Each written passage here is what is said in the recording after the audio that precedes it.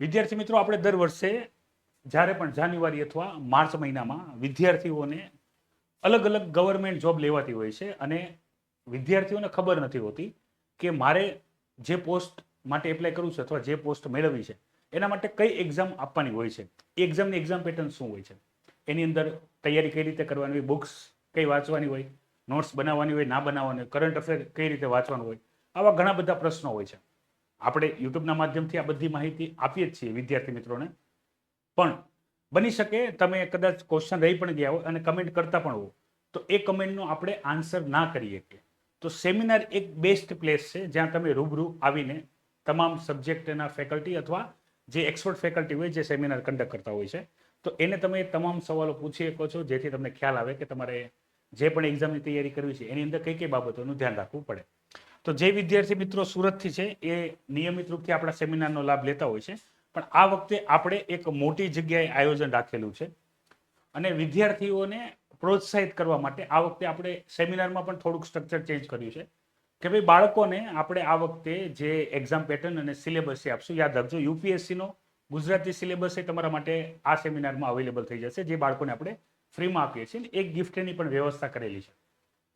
તો જે સુરત આવી એકતા હોય, સુરત સ્ટેશનથી માત્ર 5 કિલોમીટરના અંતરે આ હોલ આવેલો છે, બરાબર, શ્રી સમસ્ત વાટલિયા પ્રજાપતિ જ્ઞાતિ વાડીનો હોલ, બરાબર. ત્યાં આવીને તમે આનો સેમિનારનો લાભ લઈ શકો છો અને તમારા જેટલા પણ ડાઉટ હોય, જે પણ ક્લિયર હોય. યુપીએસસીની વાત કરીએ તો મીડિયમને લઈને ગુજરાતી, હિન્દી, ઇંગ્લિશ કયું મીડિયમ પ્રિફર કરવું. જીપીએસસી એક્ઝામની અનિશ્ચિતતા વધારે છે, તો એની સામે આપણે શું કરી શકાય.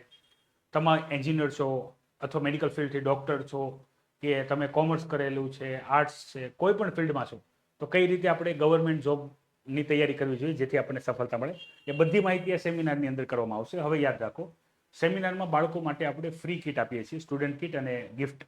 તો એના માટે જરૂરી છે અમારી પાસે બાળકોનો ડેટા હોય, કેટલા બાળકો આવવાના છે. તો રજિસ્ટ્રેશન માટે તમે એકેડમીનો જે મોબાઈલ નંબર છે એના ઉપર રજિસ્ટ્રેશન માટે તમે મેસેજ કરી શકો છો અને બાળકની સાથેના ભાઈ બહેન અથવા એના પેરેન્ટ્સ પણ આવી શકે છે. પ્રોપર હોલ છે, મોટો હોલ છે, બરાબર. દરેકનો સમાવેશ થઈ જશે, જેટલા પણ વિદ્યાર્થી આવે એટલા, કોઈ ચિંતાની વિષય નથી. અને બહુ સારી રીતે ડિસ્કશન થશે. મેં તમને વારંવાર કીધું છે કે ઘણી વખત બાળકો મને પણ મળવા માટે મેસેજ કરતા હોય છે, એવા અમને કમેન્ટ જોવા મળે છે અને તમે જે કોલ કરો છો તો એકેડમીમાંથી પણ માહિતી મળે છે. તો જે બાળકો મળવા પણ માગે છે, તો સેમિનાર બેસ્ટ જગ્યા છે એક ડિસ્કશન કરવા માટે. અને સેમિનારનો ફાયદો એ છે, તમારા ક્વેશ્ચન તો સોલ્વ થઈ જ જશે, પણ એ બાળકોના ક્વેશ્ચન સોલ્વ થઈ જશે જે તમારી યારે તૈયારી કરે છે, બરાબર. ઘણા બધા હોય ને જાહેરમાં જેટલા ક્વેશ્ચન પૂછાતા હોય, તો બની શકે અમુક ક્વેશ્ચન પૂછવામાં તમને શરમ આવતી હોય, કમેન્ટમાં કે રૂબરૂ. તો ત્યાં એ સેમિનારની અંદર સોલ્વ થઈ જાય, કારણ કે સેમિનારમાં બધા બાળકો એક પછી એક ક્વેશ્ચન પૂછી લેતા હોય છે, તો બધા બાળકોના જે સવાલો હોય છે એના જવાબ મળી જતા હોય છે.